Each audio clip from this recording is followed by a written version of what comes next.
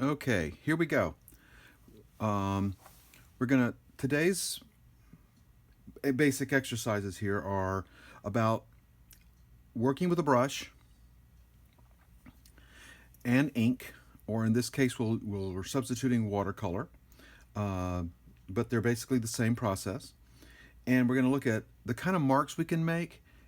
So we're looking at mark making, handling the brush, and handling the fluid materials that are available to us when we're doing an ink drawing or watercolor brush drawing. So let's get started. The material I'm going to use first is watercolor, and this particular color is called indigo. It's nice because while it is a blue, it is a blue-gray. And what I want to first talk about with you guys is the idea of making the paint usable. You might be working from a pan or a cake of paint, at which point your paint is pretty liquid. I mean, a pretty solid, a sort of a goo, a hard, sticky goo. What we want to do today is we want to differentiate the various levels of paint or ink. Most of us think about this kind of paint, or something fairly thin, very watery, and there's nothing wrong with that material. You can we know we can see through it. We can still see the color of the paper through it. That's perfectly fine. But we don't have to paint that way all the time. And I'm going to start us off by making this, instead of runny or sort of the consistency of like tea, if you will, I want to start us off with something a little thicker, almost like we're going to start with a paint that is much more like cream.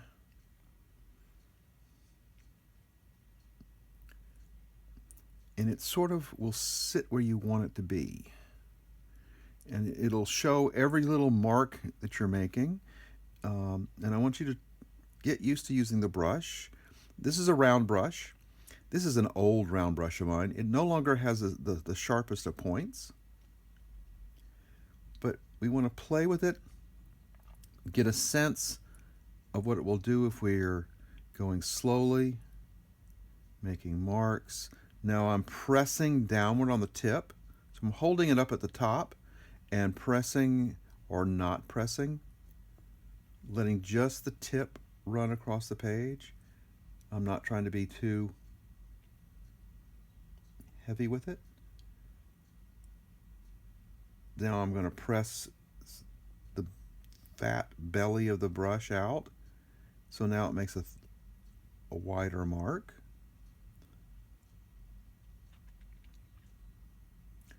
And I want you to try making small marks, thin marks. I think you can see that even though it's a fairly old fat brush, it's a big fat round, you can still make thin marks if you just take it a little bit lightly. Don't grip down here near the bottom at this point. There's no reason to do that for most mark making. The traditional place would be here on a Western style brush, which this is. Let's move to more of the Japanese or Chinese way of holding the brush way back at the end. We'll get a lot more ability for our wrist to make a mark instead of just our fingers. We can also get our elbow in the work. Now you'll notice I'm actually almost laying the brush down sideways. And because the brush is designed to let ink come out the end like it is now, being on its side gives us what we oftentimes call a dry brush mark, even though the brush is still very wet and can give us a nice thick mark making situation here that we can create very thin, very fluid making marks. The other way to get a dry brush mark is to simply go fast. To go faster than the paint can come out even on the end. Now, you might think, well, what's the value of that? Imagine you're trying to do grass or wood or something with a lot of texture to it. By slowing down and coming back to the back of the brush or the belly of the fattest part of the brush, even when the brush still has plenty of paint in it, or plenty of ink in it, we're able to get these dry brush marks, which are kind of fun. So the idea here is for us to see just to explore and see what kind of marks and how we can make a mark. Because most shapes, longer shapes, which we'll usually call lines, we can make with a brush. But it takes us a while. Most of us have drawn with pencils and maybe with pens. And so we're used to very defined, simple, almost mechanical shapes or lines. The brush takes a little longer to get used to. It's more flexible, literally, and it therefore gives us the ability to make marks that are really, really distinctive and useful to us. But because we've grown up writing with a hard stylus-based kind of mark-making tool most of the time, working with a brush is something that we in the West don't find quite as natural. We didn't grow up with writing our calligraphy, writing literature, writing our reports, writing our business documents with a brush. So we want to try just about everything that we can possibly come up with.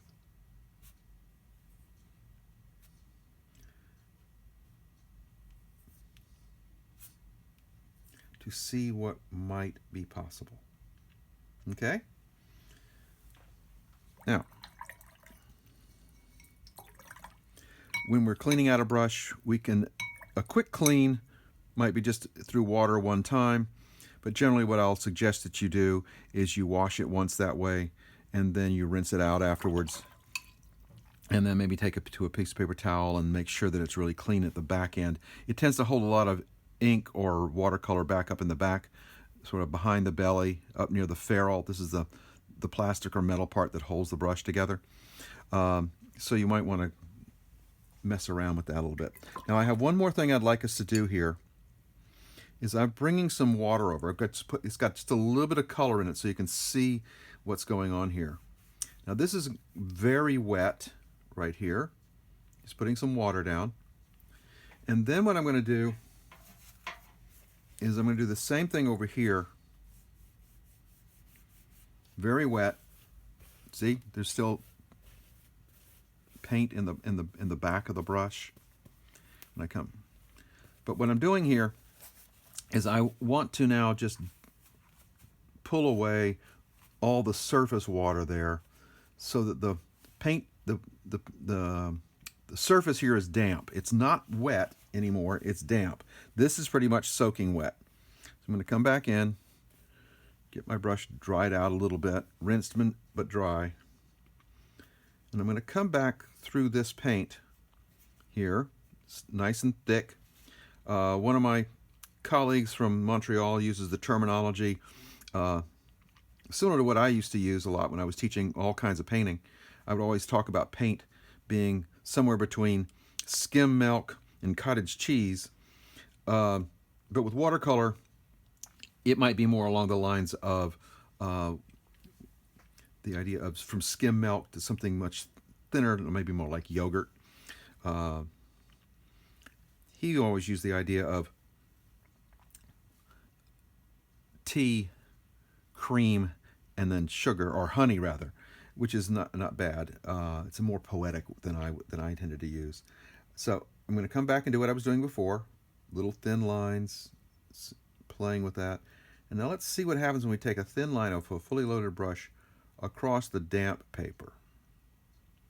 Now at first you don't see anything, but when it's dry, it's going to have fuzzier edges because it's going through a damp surface.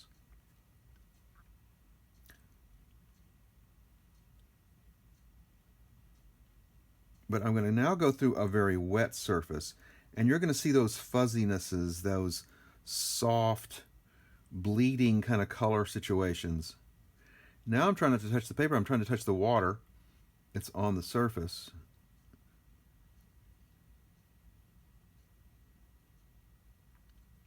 Now I'm pressing the brush.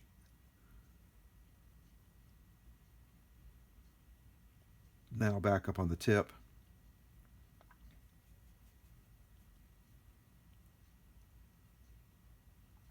One thing that's fun to practice for me is the idea of putting marks so close together but not letting them touch. It's the one way with ink or watercolor that you can truly make light lines.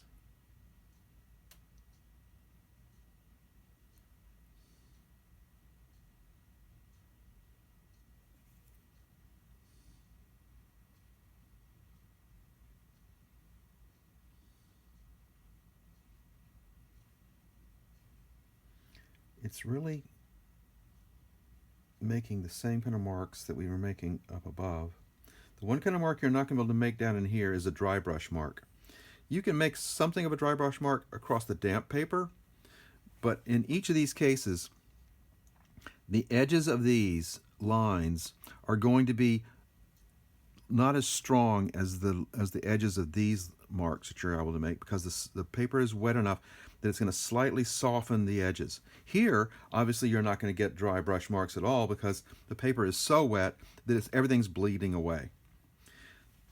Just in case you're wondering, the color I'm using here is called Indigo. It's the same kind of dye color that you would use in blue jeans. So that's using the round brush, which I've got, which is our basic drawing tool. And there's long brown brushes, long brush rounds, and there's big fat ones. They each have a different kind of quality, but this is sort of a medium standard round watercolor style brush. It's pretty old. I know it's almost 30 years old, maybe more. Anyway, so that's with the round brush.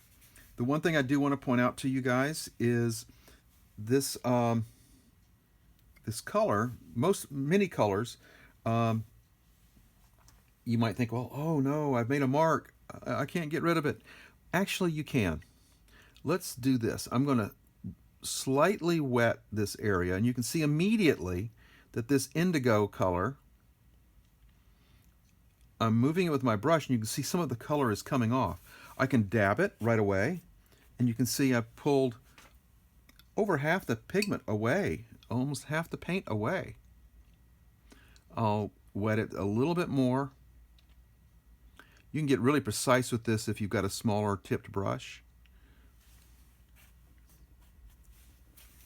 And you can keep taking color away, so you can in fact create lights.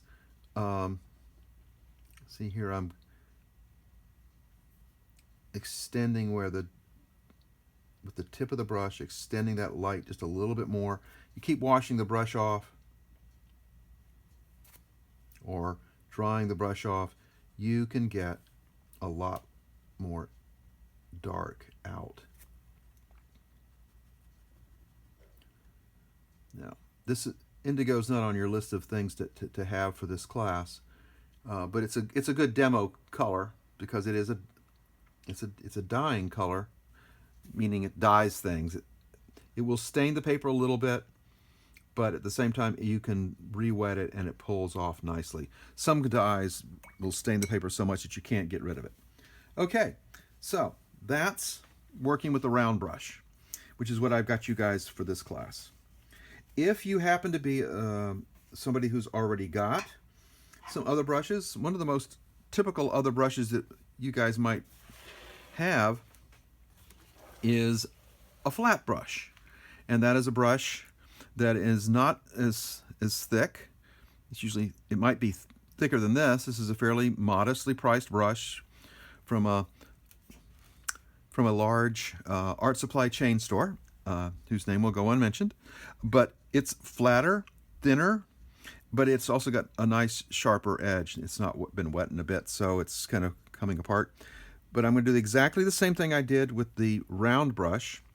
I'm going to come in and pick up color, a little bit of water, pick up a good heavy bit of color, make this not thin watercolory, the consistency of tea, which is the normal thin light wash that we might think about getting. We'll deal with that in a little bit. But I just want you to see how much more of a calligraphy-like quality that you can get with a flat brush. If I'm doing a watercolor class, that would be the second brush that I would have people get. So now I've got a fairly thick bit of paint in my brush, and you have three ways to work with this brush. The round brush, you've got the tip, the belly, and the sort of near the back. So you've still got those, but now you've got a very different kind of edge. So let's look. The standard way you think of this brush is I'm going to make marks. Okay, like you're painting a wall. Okay, this brush, because it's not as fat and it's longer, nice and long and thin, it's not going to cover as much space. It'll cover more space horizontally, but it won't go as long. It runs out of ink faster, or runs out of paint faster. But one of the neat things is that's using the flat edge. We can also turn it and use the thin edge.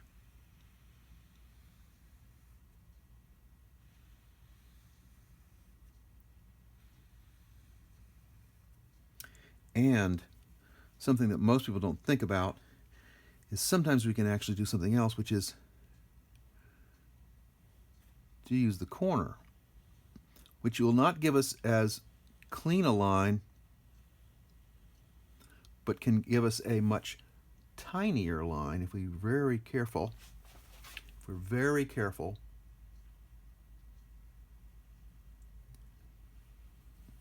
but we can get all kinds of line variations by using the corner and then pressing more as we go, or we don't have to press at all.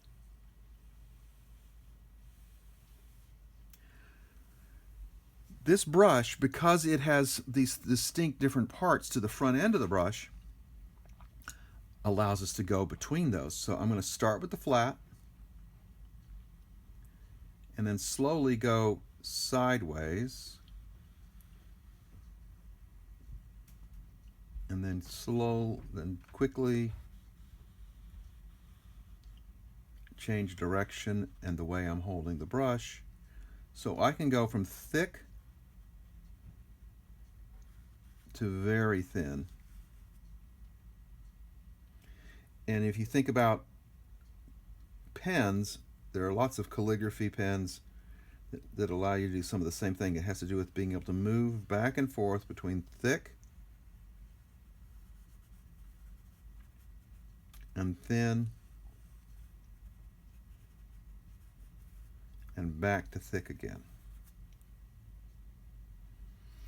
You can still also use the sides of the brush, the edges of the brush, and they will not give you as much ink or paint, just like this one. This is the top edge. Very thick, intense things. I'll go to the side. I mean, look at that. It barely is giving anything coming out compared to what it was before. It's still full of paint. It's still full of color. If I lay it down,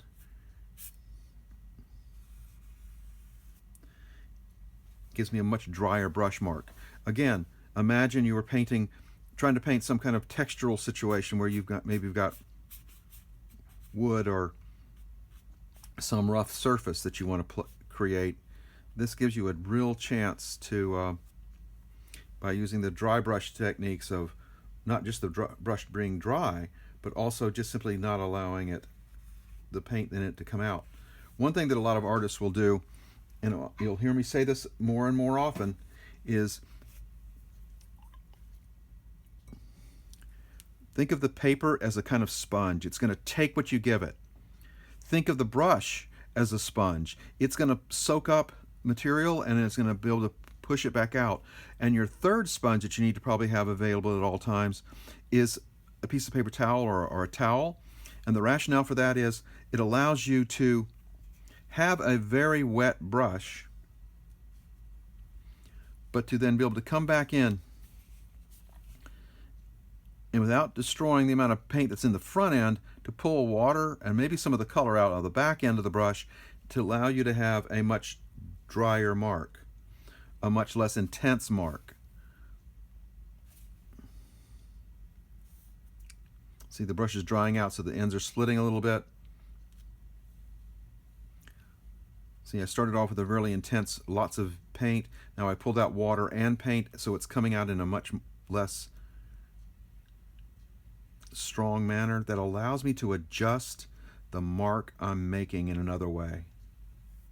Because I can load the brush with paint doesn't mean I have to only mark with a loaded brush. And as soon as I move away from having a fully loaded brush, now every twist and turn I make gives me a different quality of line, lets me do something different. And that's the reason we might like to draw with a brush, is because it gives us much more flexibility. There's a lot more different kind of mark making we can make. How's that for an alliteration? Anyway, you get the idea. So that's mark making with a brush, and the reason to practice this, whether we're doing it on dry paper or on moist paper, we want to see what it'll do for us. We want to see how it can serve our needs to draw and to paint, to make an image that we enjoy making, and maybe even an image that we don't mind sharing and others don't mind seeing. Okay, so there we go. Well, folks, I hope that was helpful. Thanks for stopping by. Come back again and see me soon. Take care.